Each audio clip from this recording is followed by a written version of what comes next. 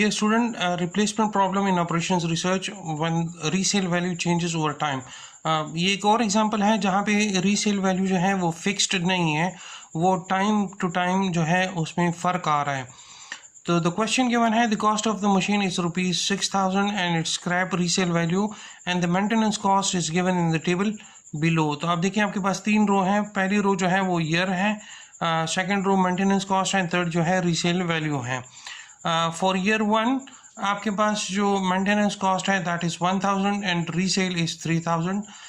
For the year 2 the maintenance cost is 1,200 and resale is 1,500. इसी तरह आपको तमाम 8 साल का मेंटेनेंस कॉस्ट भी गिवन है और उसकी रीसेल वैल्यू भी गिवन है. Question is when should be the machine replace. तो इस मशीन को आपने कब रिप्लेस करना है. तो देखें यहाँ पे मैंने 6 कॉलम बना दिए हैं. कॉलम 1 से जो है वो ईयर ऑफ सर्विसेज, वो आपके टोटल 8 ईयर्स जो हैं जो ऊपर क्वेश्चन में गिवन है वो आपने लिखने हैं. सेकंड जो है वो मेंटेनेंस कॉस्ट है, third is cumulative maintenance cost, fourth जो है वो परचेज वैल्यू माइनस रीसेल है, फिफ्थ इज टोटल कॉस्ट जो कि कॉलम 3 और कॉलम 4 के एडिशन से आएगा, और सिक्स कॉलम जो है that is average annual cost जो कि फिफ्थ कॉलम को हम डिवाइड करेंगे कॉलम 1 पे. ठीक है जी. तो मेंटेनेंस कॉस्ट जो है ये ऊपर क्वेश्चन में टेबल में गिवन है. For year 1 it is 1,000. ठीक है. तो हम यहाँ पे आप देखें जो ईयर 1 का मेंटेनेंस कॉस्ट है इसमें हम लिख देते हैं 1,000. फॉर ईयर 2 मेंटेनेंस कॉस्ट कितना है 1,200. तो हम सेकंड में लिख देते हैं 1,200. इसी तरह थर्ड में आप देखें आपके पास है 1,400. तो हम यहाँ पे लिख देते हैं 1,400. सिमिलरली फॉर ईयर 4 आपके पास मेंटेनेंस कॉस्ट जो है दैट इज 1,800. Next is 2,300. उसके बाद आपके पास है 2,800 और 3,400 और 4,000. ये आपके पास मेंटेनेंस की जो कॉस्ट है वो आ रही है. अब आपने क्यूमुलेटिव मेंटेनेंस कॉस्ट मालूम करना है. तो जो फर्स्ट ईयर का मेंटेनेंस कॉस्ट है वही क्यूमुलेटिव मेंटेनेंस कॉस्ट आपके पास होगा. नेक्स्ट इस 1,000 को 1,200 के साथ ऐड कर दें तो ये आपके पास 2,200 आ जाएगा. 2,200 प्लस 1,400 ये आ जाएगा 3,600. 3,600 प्लस 1,800 ये आपके पास आ जाएगा 5,400. इसी तरह नेक्स्ट आपके पास आ जाएगा 7,700, 10,500, 13,900 और 17,900. ठीक है. फिर आपने फोर्थ कॉलम में परचेज माइनस रीसेल. तो परचेज आपको क्वेश्चन में गिवन है, परचेज उसका क्या है 600.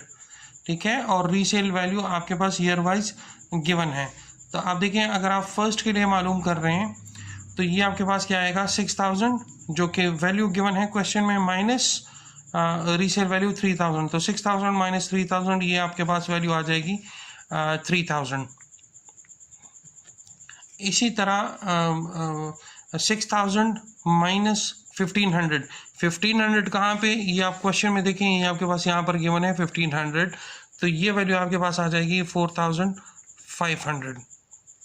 फॉर द ईयर 3 आपके पास आ जाएगा 6,000 माइनस 750. तो ये आपके पास आ जाएगा 5,250. नेक्स्ट आपके पास जो वैल्यू आएगी वो आपके पास होगी 5,625.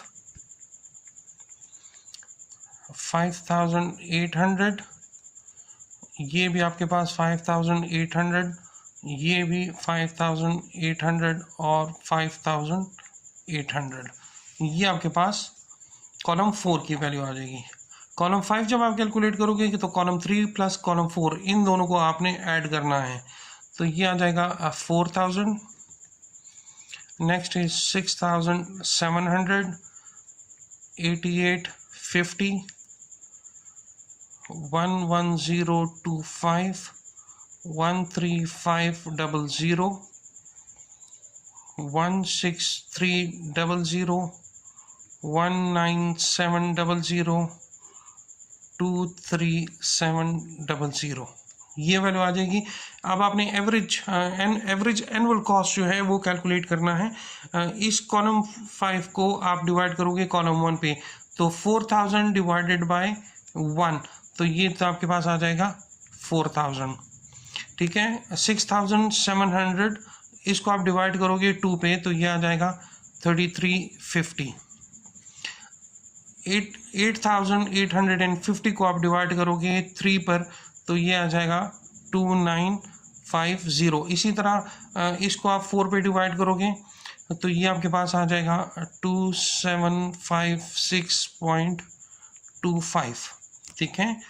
इसी तरह अगली वैल्यू आपके पास आ जाएगी 2700, ये आ जाएगा 2716.66, ये आ जाएगा 2814.28, और ये आ जाएगा 2962.5, ठीक है। अब आपने क्या करना है, जो 6th कॉलम है एवरेज एनुअल कॉस्ट, इसमें आपने सबसे मिनिमम वैल्यू आइडेंटिफाई करनी है कि सबसे मिनिमम वैल्यू इसमें कौन सी है। तो देखें आप इस पूरे कॉलम में सबसे मिनिमम वैल्यू आपके पास ये है, तो ये कौन से ईयर में आ रही है, ये आ रही है 5th ईयर में।